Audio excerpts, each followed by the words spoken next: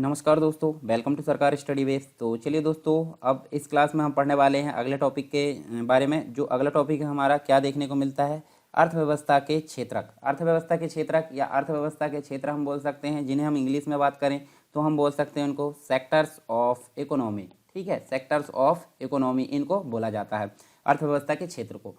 तो सामान्य रूप से अगर देखें तो इकोनॉमी जो है संपूर्ण अर्थव्यवस्था, मतलब जो है आर्थिक गतिविधियों का वहाँ पे अकाउंटिंग यानी लेखांकन करने के लिए तीन प्रकार से उसको डिवाइड किया गया है। तीन प्रकार कौन कौन से हम देख सकते हैं? तीन प्रकार देखें तो यहाँ पे हमको देखने को मिलते हैं प्राथमिक प्राथमिक क्षेत्र, द्वितीयक क्षेत्र और तृतीयक क्षेत्र। प्राथमिक क्षेत्र मतलब हम देखें तो जिसके अंतर्गत मुख्य रूप से देखें तो कृषि से संबंधित जो भी गतिविधियां है, जैसे कि उदाहरण के रूप में मान सकते हैं हम, देखिए क्या क्या आ सकता है इसके अंतर्गत। पहली चीज तो अगर देखें तो यहाँ पे हमको देखने को मिलती है कृषि। Unacademy. Let's crack it.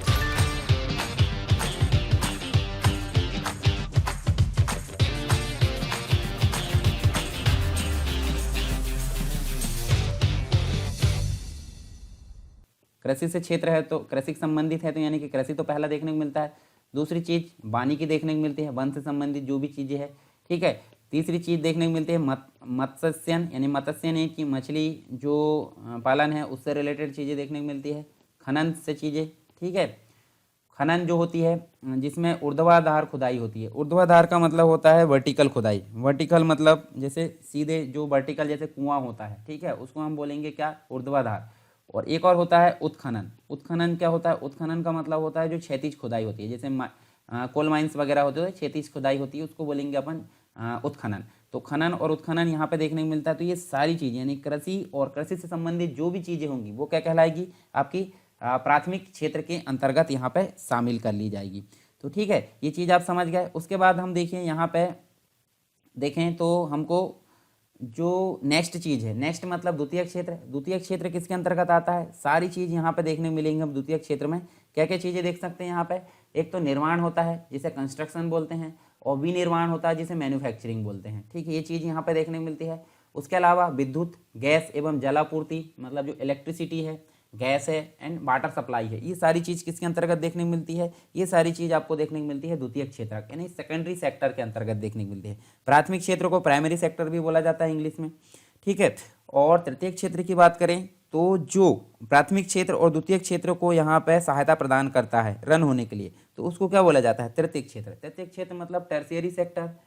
तो यहाँ पे हम देखें मुख्य रूप से सेवा क्षेत्र आता है, और सेवा क्षेत्र के अंतर्गत देखें तो सेवा क्षेत्र में हमको क्या क्या चीज़ें देखने को मिलती है। जैसे आप देखिए बस से यहाँ, मतलब यहाँ से आप बस से क्या होते हैं, भोपाल, इंदौर या जहाँ आप कहीं भी ट्रैवल करते हो, तो बस में क्या होता है, बस में कोई उत्पादन नहीं होता है। ठीक है, उत्पादन हुआ क्या? बिल्कुल नहीं हुआ।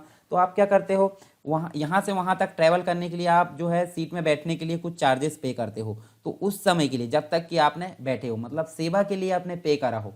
इसके अलावा आप देखें तो जैसे आप देखिए अभी यूट्यूब से पढ़ रहे हो, तो आप देखिए उसके लिए आपने डाटा का जो है रिचार्ज कराए हो, तो 1 महीने का हो सकता है, साल भर का, 3 महीने का। तो 3 महीने तक उसकी सेवा लेने के लिए आपने रिचार्ज किया हो। बैंक में आप पैसा जमा करते हो, तो बैंक में पैसा जमा करते हो तो उसके बदले में ब्याज मिलता है। ठीक है, उसमें मतलब उसकी आपने एक सेवा ली हो, मतलब पैसे सेव करने। बीमा इंश्योरेंस में आप जो है सेवा लेते हो। ठीक है। इसके अलावा देखें तो आप जो है गोडाउन का प्रयोग करते हो भंडारण के लिए, तो उसमें आप उसकी सेवा लेते हो, उसके लिए आप उसको पे करते हो। व्यापार, ठीक है, सामुदायिक सेवा, ये सारी चीज़ क्या है? ये सेवा है, सर्विसेज है। तो इसके कारण इसको बोला जाता है सेवा क्षेत्र, यानी कि सर्विस सेक्टर हम इसको बोलेंगे। और इसके अंतर्गत हमको परिवहन, संचार, बैंकिंग, बीमा, भंडारण, व्यापार, सामुदायिक सेवा, ये सारी चीज़ देखने को मिलती है।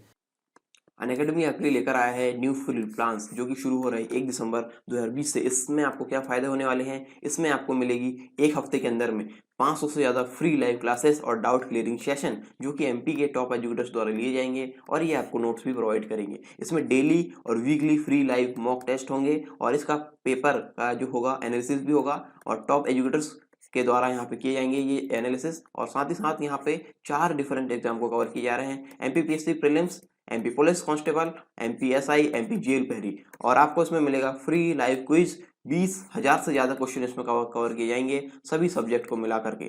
T20 सीरीज यहाँ पे चल रही है सोमवार से लेकर शनिवार तक रोजाना 8 बजे। 20 क्वेश्चन इसमें होते हैं, 20 मिनट के लिए आपको इस सीरीज को लगाना होता है और इसका एनालिसिस जो पेपर इसमें होंगे, इसका एनालिसिस आपको टॉप एजुकेटर्स द्वारा उसी के बाद कराया जाएगा। स्पेशल इवेंट्स होने वाले हैं यहाँ पे और बहुत कुछ यहाँ पे फ्री प्लान्स में मिलने वाला है। तो आपको देर किस बात की है, डाउनलोड करना है अनअकैडमी का लर्निंग ऐप और आपको गोल चूज करना होगा एमपीपीएससी और व्यापम। ठीक है, एमपीपीएससी और व्यापम संबंधित आप गोल चूज कीजिए और आपको रेफरल कोड डालना है सरकार 10 रेफरल कोड डालने के साथ ही आप जो फ्री प्लान है उसके सारे वीडियोस आप अवेल कर सकते हैं और सारे वीडियोस आप देख सकते हैं, वो भी फ्री। अनअकैडमी का सब्सक्रिप्शन आप ले सकते हैं अपने अनुसार, जो अपने आप गोल चूज करेंगे। 1 महीने, 3 महीने, 6 महीने, 12 महीने और 24 महीने के अंतर्गत यहाँ पे प्लान्स है। आप अपने पसंदीदा प्लान को चुनकर आप अपने एग्जाम को क्वालिफाई कर सकते हैं। और देर किस बात की, सब्सक्राइब नाउ और लेट्स क्रैक इट। तो चलिए कुछ विशेष चीज़ें भी यहाँ देख लेते हैं। तो देखिए हम प्राथमिक क्षेत्र में फिर से देखते हैं, ये तो बेसिक हमने ओवरव्यू देखा था। प्राथमिक क्षेत्र में पहली चीज़ देखें तो इसमें मुख्य रूप से अर्थव्यवस्था का ये सबसे मुख्य, यानी कि अगर देखें तो जहाँ पे हमको प्राकृतिक चीज़ें देखने को मिलती है, यानी कि प्राकृतिक संसाधन को जो है उत्पाद के रूप में प्राप्त किया जाता है। ठीक है, उत्पाद के रूप में प्राप्त किया जाता है। जैसे अगर बात करें तो इसके अंतर्गत अर्थव्यवस्था के प्राकृतिक संसाधनों का ये अकाउंटिंग या लेखांकन किया जाता है और ये प्राथमिक क्षेत्र कहलाता है, जिसके अंतर्गत कृषि और संबंधित जो गतिविधि है वो यहाँ पर शामिल की जाती है। जैसे हमने अभी बात करे थे कृषि से रिलेटेड, वानिकी से रिलेटेड, पशुपालन से रिलेटेड, मत्स्य से रिलेटेड, खनन यानी ऊर्ध्वाधर खुदाई, उत्खनन यानी क्षैतिज खुदाई, ये सारी चीज़ किसके अंतर्गत आ जाती है, प्राथमिक क्षेत्र के अंतर्गत आ जाती है, जिसे प्राइमरी सेक्टर कहा जाता है। द्वितीय क्षेत्र की अगर बात करें तो द्वितीय क्षेत्र में हमको क्या चीज़ें देखने को मिलती है, जो प्राइमरी सेक्टर से जो भी यहाँ मटेरियल आता है उसको कच्चा माल के रूप में उपयोग किया जाता है, यानी इनपुट के रूप में उपयोग किया जाता है और यहाँ पे आउटपुट के रूप में उसको नए माल के रूप में बनाकर तैयार कर लिया जाता है। ठीक है, तो यहाँ पे इसका नाम होता है द्वितीय क्षेत्र, जिसे बोला जाता है सेकेंडरी सेक्टर। और यहाँ देखिए अर्थव्यवस्था का एक ऐसा क्षेत्र है ये जो प्राथमिक क्षेत्र के जो उत्पाद होते हैं उसको अपनी गतिविधियों में कच्चे माल या रॉ मटेरियल के रूप में ये उपयोग करता है, तो इसके कारण इसको द्वितीय क्षेत्र बोला जाता है। और जो औद्योगिक क्षेत्र है वो कहलाता है द्वितीय क्षेत्र। इसके अंतर्गत हम देखें तो हमको बहुत सारी चीज़ें देखने को मिलती है। जो अर्थव्यवस्था है उसकी विनिर्मित वस्तुओं के सकल उत्पादन का जो लेखांकन है वो यहाँ पे किया जाता है। इसमें सम्मिलित क्षेत्र बहुत सारे हो सकते हैं, जैसे कि हम देखें तो इसके अंतर्गत हमको निर्माण भी देखने को मिलता है, निर्माण यानी मैन्युफैक्चरिंग देखने को मिलता है। दूसरी बात करें तो विनिर्माण यहाँ देखने को मिलता है। ठीक, विनिर्माण यानी यहाँ निर्माण मतलब कंस्ट्रक्शन और विनिर्माण मतलब मैन्युफैक्चरिंग देखने को मिलता है। इसके अलावा विद्युत देखने को मिलता है। तो निर्माण में हमने क्या देखें, निर्माण में हमको क्या देखने को मिलता है, निर्माण में हमने देखें तो जहाँ किसी स्थायी परिसंपत्ति का निर्माण होता है, जैसे भवन है, कंस्ट्रक्शन नहीं करते भवन का, तो भवन को हम क्या बोलेंगे, निर्माण की कैटेगरी में शामिल करेंगे। और विनिर्माण की अगर बात करें तो जहाँ किसी वस्तु का उत्पादन हो, जैसे कि अगर बात करें तो कपड़ा का यहाँ पर उत्पादन किया जाता है, रोटी का यहाँ पे जो है निर्माण बनाया जाता है रोटी, तो इसको हम क्या बोलेंगे, विनिर्माण। और विद्युत में क्या किया जाता है, गैस एवं जलापूर्ति इत्यादि से संबंधित जो कार्य है वो इसके अंतर्गत शामिल किए जाते हैं। तो ये तीनों प्रकार की जो भी क्रियाएं होती है वो कहलाती है यहाँ पे औद्योगिक क्षेत्र के अंतर्गत, यानी सेकेंडरी सेक्टर में यहाँ पे शामिल की जाती है। इसके बाद तीसरी नंबर पे अगर बात करें तो तीसरे नंबर पे हमको क्या देखने को मिलता है, टर्शियरी सेक्टर। टर्शियरी सेक्टर को हम सर्विस सेक्टर की श्रेणी में भी रख सकते हैं, यानी सर्विस सेक्टर मतलब टर्शियरी सेक्टर हम बोल सकते हैं। और इसमें विभिन्न प्रकार की जो सेवाएं है, जैसे कि हमने अभी पहले बात करी थी, विभिन्न प्रकार की सेवाएं यहाँ पे देखने को मिलती है, सेवाएं प्रदान की जाती है, इसलिए इस क्षेत्र को सेवा क्षेत्र के रूप में भी जाना जाता है। यह क्षेत्र अर्थव्यवस्था के प्राथमिक और द्वितीयक, जैसे कि मैंने बात करा था, ये क्षेत्र द्वितीयक को भी और प्राथमिक को दोनों को यहाँ पे अपनी उपयोगी सेवाएं प्रदान करता है। तो मुख्य रूप से देखें तो इस क्षेत्र में विभिन्न प्रकार की सेवाएं यहाँ पे देखने को मिलती है, जैसे परिवहन है, संचार है, बैंकिंग है, बीमा है, भंडारण है, व्यापार है, सामुदायिक सेवा है। तो ये सारी चीज़ यहाँ पे देखने को मिलती है। आप एक उदाहरण भी देख लीजिए, यहाँ पे मैंने कुछ यहाँ दिखाया हूँ। तो देखिए प्राइमरी सेक्टर से जो मटेरियल उपलब्ध होता है वो सेकेंडरी सेक्टर में रॉ मटेरियल के रूप में यूज़ किया जाता है, यहाँ मैन्युफैक्चरिंग, कंस्ट्रक्शन और रिफाइन किया जाता है। फिर उसके बाद देखें तो टर्शियरी सेक्टर जो कि सर्विस रहती है और डिस्ट्रीब्यूट करने का काम करता है। यहाँ देखिए फॉरेस्ट्री यानी वानिकी, मत्स्य फार्मिंग यानी कृषि, माइनिंग, ये सारी चीज़ देखने को मिलती है। ड्रेस बनाना और जो car manufacturing, steel work, builder, ये सारी चीज़ आपको जो है किससे रिलेटेड मिलेगी, सेकेंडरी सेक्टर से रिलेटेड। फिर उसके बाद लीगल यानी अधिवक्ता की सर्विसेज, डिस्ट्रीब्यूशन यानी वितरण यानी परिवहन के द्वारा, अकाउंटिंग की सर्विसेज और कस्टमर सर्विसेज, जो भी सर्विसेज है वो टर्शियरी सेक्टर में देखने को मिलेगी। तो आई होप तीनों चीज़ें आपको समझ में आई होगी। अर्थव्यवस्था के क्षेत्रक, अगर आपसे क्वेश्चन पूछा जाता है कि अर्थव्यवस्था के क्षेत्रक को समझाइए तो 5 नंबर में पूछा जाएगा, तो 5 नंबर में पूछा जाएगा तो आपको 50 से 60 शब्दों में यानी 5 से 6 लाइन में इनको समझाना है। तीनों को, ठीक है। अब 11 नंबर में पूछे जाने की संभावना, तो वहाँ भी आप इसको लिख सकते हो, हालांकि उतने बड़े में पूछे जाने की संभावना यहाँ पे नहीं होती। तो आप 50 से 60 शब्दों में इसको लिखने की कोशिश करें, आपने जो समझे उसके अनुसार यहाँ अपने शब्दों में। अब ये तीन जो होते हैं मुख्य, यानी प्राथमिक, द्वितीयक, तृतीयक क्षेत्र, इन तीनों के अलावा भी कुछ और क्षेत्रक होते हैं जिनको हम बोलते हैं, यहाँ पे देखिए चौथे नंबर पर चतुर्थक होते हैं, और 5वें नंबर पर जो क्षेत्रक होते हैं वो कहलाते हैं पंचम से क्षेत्रक। पंचम क्षेत्रक यानी चतुर्थक का मतलब क्या होता है, क्वार्टरनरी सेक्टर जो होता है, और पंचम क्षेत्रक का मतलब क्वार्नरी जो सेक्टर है वो हम बोल सकते हैं। तो हम कुछ चीज़ें और देख लेते हैं, जैसे कि देखिए अर्थव्यवस्था का जो क्षेत्रक होता है चतुर्थक, उसमें हमको बौद्धिक गतिविधियाँ शामिल की जाती है, जैसे गवर्नमेंट हम बोल सकते हैं, संस्कृति बोल सकते हैं, ठीक है, संस्कृति, पुस्तकालय, अनुसंधान, शिक्षा, सूचना प्रौद्योगिकी आदि सभी किसके अंतर्गत शामिल की जाती है, चतुर्थ क्षेत्र यानी चौथे क्षेत्रक के अंतर्गत शामिल किया जाता है, जिसे हम क्वार्टरनरी सेक्टर बोला जाता है, ठीक है। इसके अलावा 5वां जो क्षेत्र है जिसे पंचम क्षेत्रक बोला जाता है, क्वार्नरी जो सेक्टर है, तो समाज या अर्थव्यवस्था में उच्च स्तरीय जो निर्णय लेने वाली संस्था है, जैसे हम बात करें तो यहाँ पे भी गवर्नमेंट शामिल किया जाएगा, यूनिवर्सिटी यहाँ शामिल कर ली जाती है, मीडिया यानी कि मीडिया जो कि चौथा स्तंभ मानी जाती है हमारी मतलब जो संसद है या फिर हमारे देश के संविधान का चौथा पिलर माना जाता है, और विज्ञान मान सकते हैं, गैर लाभकारी जो संस्थान है, एनजीओ, ये सारी चीज़ किसके अंतर्गत शामिल की जाती है, इनकी सेवाएं 5वें क्षेत्रक के अंतर्गत शामिल की जाती है। तो ये देखिए हमको 2 क्षेत्रक और समझ में आए यहाँ पे। इसके अलावा हम देखें तो हमको कुछ देखिए यहाँ पे कल्याणकारी अर्थशास्त्र की बात करें तो ये बेसिक चीज़ें कुछ हम जान लेते हैं यहाँ पे इनके बारे में भी।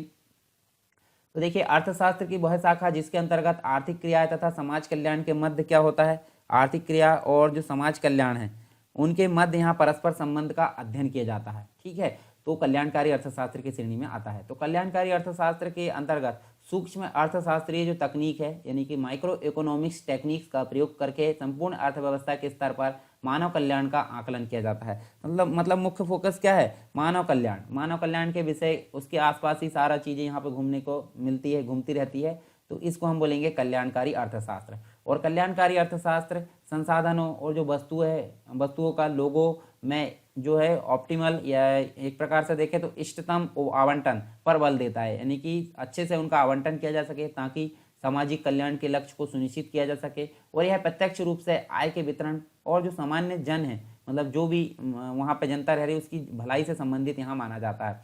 जैसे हम देख सकते हैं यदि सभी उपभोक्ता, सभी उत्पादक तथा नियोजक उत्पादन के साधनों का इष्टतम रूप से में आवंटन किया जा सके तो समाज का अधिकतम कल्याण सुनिश्चित किया जा सकता है, यहाँ ऐसी चीज़ मानी जाती है। तो ये बेसिक चीज़ हमने देखे कल्याणकारी अर्थशास्त्र के अंतर्गत।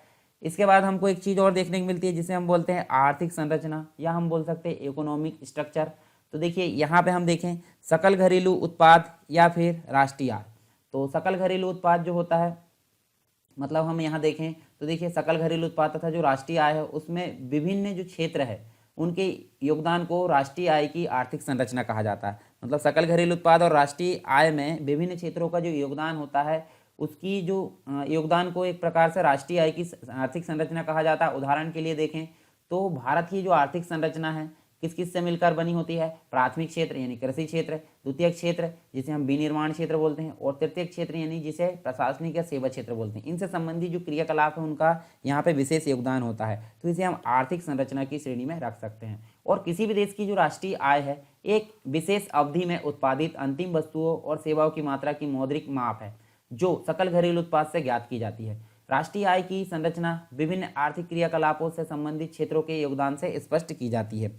इसके अलावा हमको एक चीज़ और देखने को मिलती है जिसे हम जो है संरचनात्मक परिवर्तन की श्रेणी में रख सकते हैं।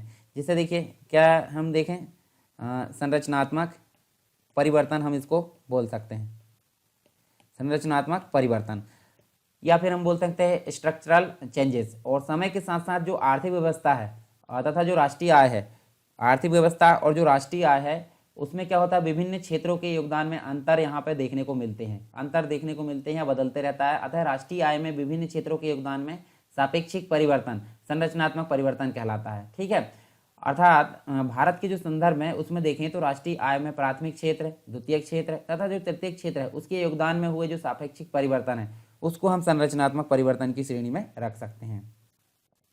इसके अलावा वैश्विक अर्थव्यवस्थाओं का वर्गीकरण अगर बात करें तो यहाँ पे कुछ चीज़ें हमको देखने को मिलती है। जैसे देखें तो वैश्विक स्तर पर पहले देखें हम तो जो विश्व बैंक है, विश्व बैंक ने भारत को विकासशील देश से मतलब चिन्हित करते हुए अब भारत को निम्न मध्यम आय वर्ग वाले जो देश है उसकी श्रेणी में सम्मिलित कर दिया है। किसने? विश्व बैंक ने। और नए आंकड़े हमको देखने को मिलते हैं 2019 के अनुसार, यानी 1 जुलाई 2019 के अनुसार देखें जिन देशों की औसत प्रति व्यक्ति जो सकल राष्ट्रीय आय है, मतलब जिन देशों की सकल राष्ट्रीय आय जो है 1025 मतलब $1025 से कम है, तो उन्हें निम्न आय वाले देशों के रूप में यहाँ पे चिन्हित किया गया है विश्व बैंक के द्वारा। और जिन देशों की आय $1026 से लेकर $3995 के बीच है, तो उन्हें निम्न मध्यम वाले जो देश है उनकी संख्या यहाँ पे दी गई है। तो देखिए यहाँ पे हमारे सामने यहाँ दिखाए भी गए हैं, जैसे देखिए निम्न आय वाले देश जो है $1025 या उससे कम प्रति व्यक्ति सकल राष्ट्रीय आय देखने को मिलती है। निम्न मध्यम आय वाले 1025 से $3995 के बीच प्रति सकल जो मतलब व्यक्ति सकल राष्ट्रीय आय है। और उच्च मध्यम आय वाले जो देश है 3996 से लेकर $12,375 के बीच प्रति व्यक्ति सकल राष्ट्रीय आय देखने को मिलती है। और उच्च आय वाले की बात करें तो देखिए काफ़ी अधिक यहाँ देखने को मिलता है, $12,375 या इससे अधिक प्रति व्यक्ति सकल राष्ट्रीय आय देखने को मिलती है। तो हम देख सकते हैं समूह के रूप में देखें तो निम्न आय समूह वाले जो देश है कंप्लीट रूप से 31 देखने को मिलते हैं पूरे विश्व में। निम्न मध्यम आय वाले समूह वाले देश जो है 47 यानी 47 देखने को मिलते हैं। उच्च मध्यम आय वाले जो देश है वो 60 देखने को मिलती है। और उच्च आय वाले जो देश है 80 देखने को मिलते हैं। तो ये कंप्लीट रूप से हमने एक ओवरव्यू देखा है। इसके अलावा एक चीज़ और देखने को मिलती है जिसके अंतर्गत विश्व की 10 शीर्ष जो अर्थव्यवस्था है वो यहाँ देखने को मिलती है। ठीक है, तो यहाँ देखें हम देखें जो जीडीपी है, जीडीपी पर नॉमिनल जीडीपी के आधार पर हम देखें तो US ट्रिलियन डॉलर में, तो देखिए अमेरिका जो है 21 ट्रिलियन डॉलर 21.48 ट्रिलियन डॉलर यहाँ देखने को मिलती है। जापान देखिए यहाँ पे, चीन देख सकते हैं, है ना, ये देखिए चीन भी देख सकते हैं 14, जर्मनी 3.9, UK 2.7, इटली 2.0 और कोरिया है 1.6। फिर यहाँ देखें भारत 2.9, फ्रांस 2.7। इसके अलावा ब्राज़ील है हमारी, देखें तो ब्राज़ील हमको 1.8 देखने को मिलती है। तो भारत हमारा 5वें नंबर पर देखने को मिलता है, पर कोरोना के चलते अगर देखें तो काफ़ी पीछे ये देखने को मिलता है। ठीक है, ये जो सोर्स है वर्ल्ड इकोनॉमिक आउटलुक अक्टूबर की जो रिपोर्ट आई थी 2019 में, उसके अनुसार ये देखने को मिलता है। पर वर्तमान में चेंजेस, और आपको इकोनॉमी पढ़ते समय हमेशा जागरूक रहना पड़ेगा, यानी कि दो आंख तो है आपके पास में, 2 आंख और 2 कान, दोनों चीज़ें आपको हमेशा खुली रखना है। यानी कि बात की जा रही है करंट अफेयर की, जो भी चीज़ें करंट में चल रही है उसको आपको फटाफट अपडेट करते रहना है। जो भी डाटा है, डाटा से रिलेटेड जो भी चीज़ें है वो आपको वहाँ पे अपडेट करते रहना है। मेरे द्वारा समझा दिया जाएगा, परंतु डाटा का कलेक्शन है आप ही वहाँ पे करोगे। चलिए कुछ जो है यहाँ पे देखें, कुछ वस्तुओं की श्रेणी हमको देखने को मिलती है, तो उनको भी हम देख लेते हैं ताकि हमको और अच्छी क्लियरिटी यहाँ देखने को मिल जाए। तो देखिए यहाँ पे हमको कुछ बेसिक चीज़ें देखने को मिलती है, जैसे सार्वजनिक वस्तुएं जिन्हें बोला जाता है पब्लिक गुड्स। तो ऐसी सभी वस्तुएं तथा जो सेवाएं होती है जिनकी व्यवस्था या लोगों के लिए जो उपलब्धता है वो सरकार के द्वारा या बजट व्यवस्था, मतलब जो सरकार है, गवर्नमेंट है, या फिर जो बजट व्यवस्था है उसके माध्यम से नहीं की जा सकती। ठीक है, बजट व्यवस्था और सरकार के माध्यम से नहीं की जा सकती, परंतु जिनका उपयोग सामूहिक रूप से होता है। अर्थात हम बोल सकते हैं किसी की जो उपभोग है, किसी उपभोग में वृद्धि दूसरे के उपभोग में कमी नहीं लाती है। जैसे हम बात करें वायु है, वायु मतलब जो ऑक्सीजन होता है, अगर कोई व्यक्ति वायु ऑक्सीजन का उपयोग कर रहा है तो दूसरे व्यक्ति पर जो है इसका किसी प्रकार से प्रभाव नहीं पड़ेगा, वो ज़्यादा करे या कम करे सभी के लिए, यानी कि शुद्ध सार्वजनिक वस्तु यहाँ पे कहलाती है। ठीक है, मतलब एक व्यक्ति का उपभोग किसी व्यक्ति को वंचित यहाँ पे बिल्कुल नहीं करेगा। वायु का हमने उदाहरण लिए, क्योंकि कोई भी कीमत यहाँ पे नहीं चुकता कर सकता इनका, और ये जो कहलाती है शुद्ध सार्वजनिक वस्तुएं कहलाती है। और निजी वस्तुओं की अगर बात करें तो निजी वस्तुएं क्या होती है? ऐसी वस्तुएं तथा जो सेवाएं, उनको निजी वस्तुएं कहा जाता है जिनकी उपलब्धता बाजार द्वारा निश्चित की जाती है और जिसका सामूहिक उपभोग जो है संभव नहीं होता। इस प्रकार की वस्तुओं के उपभोग या उपयोग से किसी व्यक्ति को वंचित होना पड़ सकता है जिनके पास क्रय करने के साधन नहीं है। मतलब जो व्यक्ति ज़्यादा पैसे वाला हो वो इस सुविधा का उपयोग या इन प्रकार की वस्तुओं का उपयोग कर सकता है, पर जिनके पास संसाधन नहीं है खरीदने के लिए वो इससे वंचित हो सकता है। तो यहाँ देखिए, इन वस्तुओं को उपयोग में वृद्धि से अन्य लोगों के लिए इनकी उपलब्धता में कमी हो सकती है, तो इनको बोला जाता है निजी वस्तुएं। फिर मिश्रित वस्तुएं होती है कुछ, दोनों का मिला जुला रूप, जिन्हें मिक्स्ड गुड्स बोला जाता है। तो ऐसी वस्तुएं जो ना तो शुद्ध रूप से सार्वजनिक वस्तु हो और ना ही शुद्ध रूप से निजी वस्तु हो, तो बल्कि इसमें क्या होता है, दोनों के लक्षण उपलब्ध होते हैं, तो इनको क्या बोला जाता है? मिश्रित। तो हमने ये समझ गए, यहाँ बेसिक चीज़ें आपको देखने को मिलती है। फिर मैरिड वस्तुएं, मेरिट गुड्स इनको बोला जाता है। तो ऐसी निजी वस्तुएं उनको मेरिट वस्तुएं कहा जाता है जो किसी वर्ग विशेष या फिर जो समुदाय होता है उसके लिए उसके किसी भाग के लिए इतनी आवश्यक हो और महत्वपूर्ण होती है, उसकी व्यवस्था उस वर्ग विशेष के लिए सरकार द्वारा बजट माध्यमों से करनी पड़ती है। जैसे गरीब वर्ग के लिए शिक्षा, चिकित्सा, आवास, भोजन आदि की व्यवस्था करना मेरिट वस्तु के उदाहरण के रूप में आता है। यानी कि गवर्नमेंट के द्वारा अलग से उनकी व्यवस्था यहाँ पे की जाती है, किसी पर्टिकुलर समुदाय के लिए, पर्टिकुलर वर्ग के लिए यहाँ पे की जाती है। जैसे शिक्षा की बात करें हमने, चिकित्सा की बात करें, आवास की बात करें, भोजन की बात करें, तो ये सारी चीज़ें किसके अंतर्गत आएगी? मेरिट वस्तु के अंतर्गत आएगी। अब बात कर लेते हैं स्थानीय वस्तु होती कुछ लोकल गुड्स हम जिसे बोल सकते हैं। जैसे ये जो है सार्वजनिक क्षेत्र सार्वजनिक वस्तुओं के रूप में भी आती है। मतलब ऐसी सार्वजनिक वस्तुएं जिनसे उत्पन्न होने वाला लाभ स्थानीय लोगों को प्राप्त होता है उन्हें स्थानीय वस्तु कहते हैं। जैसे गांव के अंदर अगर कोई तालाब स्थित है, गांव के अंदर कोई तालाब स्थित यहाँ पे, तो हम उसे क्या बोलेंगे? लोकल गुड्स बोलेंगे, यानी कि स्थानीय वस्तु की श्रेणी में उसको रखेंगे। फिर सफ़ेद वस्तुएं, सफ़ेद वस्तुओं का मतलब वाइट गुड्स। वाइट गुड्स मतलब उच्च आय वर्ग वाले जो व्यक्ति है उनके द्वारा घरेलू उपयोग की वे सभी वस्तुएं जो बड़े जो यंत्र होते हैं यानी मेजर अप्लायंस होते हैं जिनका परिचालन कठिन होता है, जैसे फ्रिज वगैरह हो गए, उनको एक जगह पर रखा जाता है। वॉशिंग मशीन हो गई, कुकिंग अप्लायंस हो गई, ये सभी उदाहरण किसके हैं? वाइट गुड्स के, यानी कि सफ़ेद गुड्स के हैं, सफ़ेद वस्तुओं के हैं। उनको मतलब सभी को सफ़ेद वस्तुएं माना जाता है। और अमेरिका के संदर्भ में वाइट गुड्स से तात्पर्य लिनेन से होता है। ठीक है। इसके अलावा हमको देखिए नारंगी वस्तुएं देखने को मिलती है। नारंगी वस्तुओं का मतलब क्या होता है? ऐसी वस्तुएं जिनको कुछ निश्चित समय मतलब मौसम के अनुसार या वर्ष के अनुसार बदल दिया जाता है, उन्हें किया जाता है, मतलब उन्हें कहा जाता है नारंगी या ऑरेंज गुड्स कहा जाता है। जैसे कपड़े की बात करें तो कपड़े कुछ समय पश्चात हम जो है उनको बदल देते हैं, तो ये जो होते हैं नारंगी गुड्स कहलाते हैं। फिर लाल वस्तुएं भी आती हैं। तो लाल वस्तुएं क्या होती है? जिन्हें रेड गुड्स बोला जाता है। तो ऐसी वस्तुएं जो तीव्र दर से परिवर्तनीय हो। तीव्र दर से मतलब बहुत अधिक जो है, मतलब एक प्रकार से देखें तो बहुत अधिक जल्दी जल्दी वो परिवर्तन होता है उसमें, और निम्न लाभांश सीमा प्रदान करती है, तो इनको लाल वस्तुएं कहा जाता है। जैसे खाद्य पदार्थ की बात करें, खाद्य पदार्थ एक निश्चित सीमा तक ही, इस निश्चित समय सीमा के अंदर ही वो मतलब यूज़ किए जाने चाहिए, नहीं तो वो खराब हो जाते हैं। तो इसलिए परिवर्तन वहाँ पे अधिक होते रहता है, तो इनको लाल वस्तुएं यहाँ पे बोला जाता है। फिर बात करें नेक्स्ट जो होता है पीली वस्तुएं। पीली वस्तु मतलब येलो गुड्स यहाँ पे देखने को मिलता है। तो ऐसे उत्पाद जिन पर अधिक लाभांश सीमा होती है तथा एक लंबे समय के बाद बदले जाते हैं, तो इनको येलो गुड्स की संज्ञा यहाँ पे दी गई है। और भूरी वस्तुएं मतलब पहले ये जो चीज़ें लकड़ी की बनाई जाती, इनके जो कैबिनेट होते थे, जैसे आइडियो से संबंधित जो साउंड है, बॉक्स वगैरह जो हमने देखे थे, होम थिएटर वगैरह आते थे, वो कैसे होते थे? लकड़ी के बने होते थे। तो लकड़ी कैसी होती है? ब्राउन होती है, यानी भूरी होती है। तो दृश्य और श्रव्य यंत्र जो भी होते थे, रेडियो है, स्टीरियो है, टेलीविज़न है, ये सभी ब्राउन गुड्स की श्रेणी में आते थे, क्योंकि पहले जो होता है लकड़ी, इनके कैबिनेट लकड़ी के बने होते थे, लकड़ी से असेंबल किए जाते थे, इसी कारण जो है इनको ब्राउन गुड्स कहा जाता है। फिर देखें गिफिन वस्तुएं। गिफिन वस्तुएं क्या होती है? गिफिन गुड्स ऐसी वस्तुएं जिनकी कीमत बढ़ने पर उसकी मांग में वृद्धि होती है तथा कीमत में कमी होती है। और मांग में कमी होती है तो ये गिफिन वस्तु कहलाती है। इन वस्तुओं का उपयोग क्या होता है? समाज का अत्यंत निम्न वर्ग यहाँ पे करता है। जैसे हम देखें तो आपदा के समय इनका प्रयोग किया जाता है, और गिफिन वस्तु की कीमत में वृद्धि होती है तो वह अन्य वस्तुओं को उपभोग कम करके उपभोक्ता जो होती है उसकी मांग को बढ़ाता है। तो ये गिफिन वस्तुएं कहलाती है, गिफिन गुड्स। फिर होता है इंफीरियर वस्तुएं। इंफीरियर मतलब होता है ऐसी वस्तुएं जिसकी जो मांग होती है तथा उपभोक्ता होता है उसकी आय में प्रतिकूल संबंध होता है। मतलब हम बात करें तो उपभोक्ता की आय में वृद्धि होने पर भी ऐसी वस्तुओं की कीमत में कमी हो जाती है। ठीक है। और इस प्रतिकूल संबंध का कारण है कि जो संबद्ध वस्तु है उसकी निकट स्थानापन्न यानी विकल्प जो होता है उसका श्रेष्ठ गुणवत्ता होती है, उनमें अनेक वस्तुएं बाजार में उपलब्ध हो जाती है। जब आय में वृद्धि होती है तो उपभोक्ता प्राय जो होता है बेहतर गुणवत्ता वाली वस्तुओं को खरीदकर आवश्यकता की पूर्ति करना चाहेगा, और ऐसी स्थिति में स्वाभाविक रूप से निम्न गुणवत्ता वाली जो वस्तु है उसकी मांग में कमी आ जाती है, तो इनको बोला जाता है इंफीरियर गुड्स। फिर होती है स्थानापन्न वस्तुएं। स्थानापन्न यानी कि सब्स्टिट्यूट गुड्स। सब्स्टिट्यूट मतलब ऑप्शनल के रूप में इनका प्रयोग किया जा सकता है।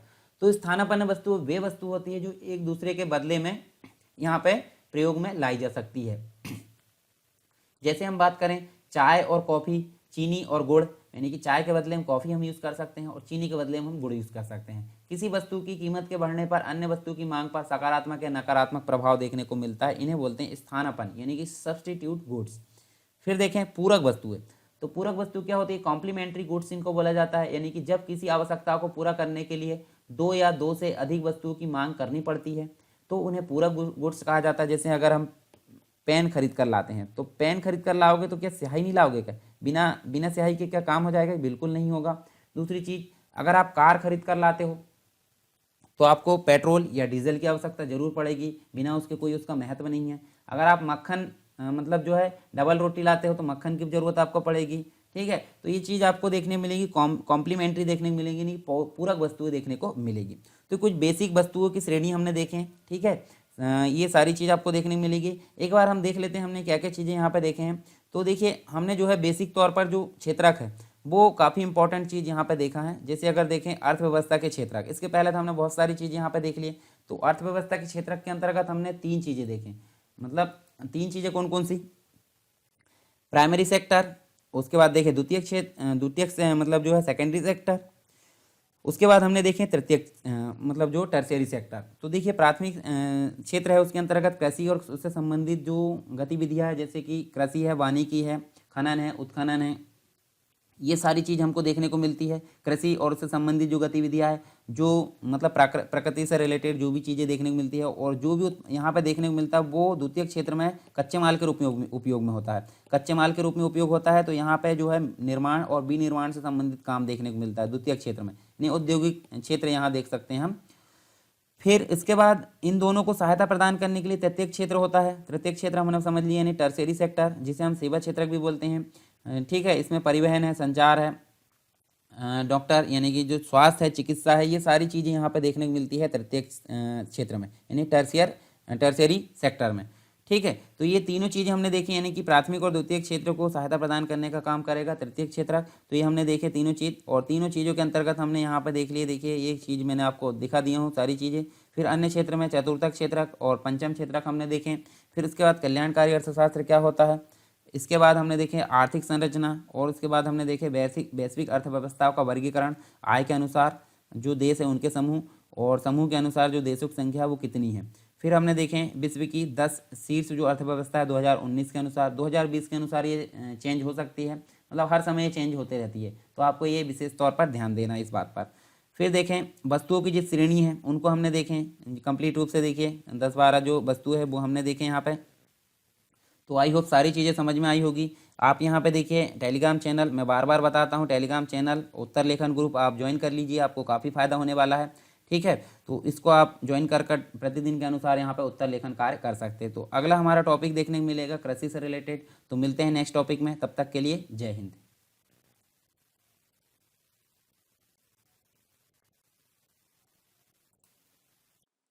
अनअकैडमी आपके लिए लेकर आया है न्यू फुल प्लान्स, जो कि शुरू हो रहा है 1 दिसंबर 2020 से। इसमें आपको क्या फ़ायदे होने वाले हैं? इसमें आपको मिलेगी एक हफ्ते के अंदर में 500 से ज़्यादा फ्री लाइव क्लासेस और डाउट क्लियरिंग सेशन, जो कि एमपी के टॉप एजुकेटर्स द्वारा लिए जाएंगे, और ये आपको नोट्स भी प्रोवाइड करेंगे। इसमें डेली और weekly free live mock test होंगे, और इसका पेपर का जो होगा एनालिसिस भी होगा, और टॉप एजुकेटर्स के द्वारा यहाँ पे किए जाएंगे ये एनालिसिस। और साथ ही साथ यहाँ पे 4 डिफरेंट एग्जाम को कवर किए जा रहे हैं, MPPSC prelims, MP police constable, MP SI, MP jail पहरी। और आपको इसमें मिलेगा फ्री लाइव क्विज, 20,000 से ज़्यादा क्वेश्चन इसमें कवर किए जाएंगे सभी सब्जेक्ट को मिला करके। T20 सीरीज यहाँ पे चल रही है सोमवार से लेकर शनिवार तक, रोजाना 8 बजे 20 क्वेश्चन इसमें होते हैं। 20 मिनट के लिए आपको इस सीरीज को लगाना होता है, और इसका एनालिसिस जो पेपर इसमें होंगे, इसका एनालिसिस आपको टॉप एजुकेटर्स द्वारा उसी के बाद कराया जाएगा। स्पेशल इवेंट्स होने वाले हैं यहाँ पे, और बहुत कुछ यहाँ पे फ्री प्लान्स में मिलने वाला है। तो आपको देर किस बात की है, डाउनलोड करना है अनअकैडमी का लर्निंग ऐप, और आपको गोल चूज करना होगा एमपीपीएससी और व्यापम, ठीक है। एमपीपीएससी और व्यापम संबंधित आप गोल चूज कीजिए, और आपको रेफरल कोड डालना है सरकार 10 रेफरल कोड डालने के साथ ही आप जो फ्री प्लान है उसके सारे वीडियोस आप अवेल कर सकते हैं, और सारे वीडियोस आप देख सकते हैं, वो भी फ्री। अनअकैडमी का सब्सक्रिप्शन आप ले सकते हैं अपने अनुसार, जो अपने आप गोल चूज करेंगे। 1 महीने, 3 महीने, 6 महीने, 12 महीने और 24 महीने के अंतर्गत यहाँ पे प्लान्स है। आप अपने पसंदीदा प्लान को चुनकर आप अपने एग्जाम को क्वालिफाई कर सकते हैं। और देर किस बात की, सब्सक्राइब नाउ और लेट्स क्रैक इट।